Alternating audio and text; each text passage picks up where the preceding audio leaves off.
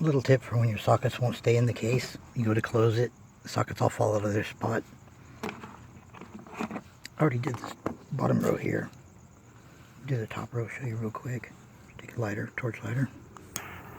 And in the areas that are supposed to grab onto the socket and hold it in place, just warm them up really quick. This is low temperature plastic, so it softens up really fast at temperature.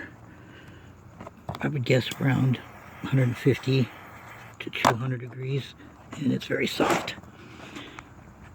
You push it down and that basically brings the area that comes into contact with the socket closer together. Pops in there nice and tight now. This doesn't grab at all. If I was to close the lid, it would fall right out. So I'll show you one more time.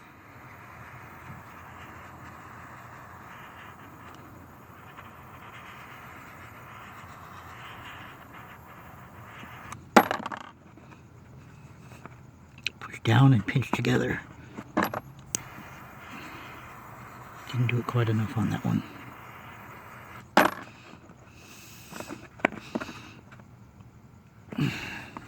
Good. Let it cool, which cools real fast also. Is that the right one? Yeah, that's the right one. Pops in nice and tight. Pretty simple.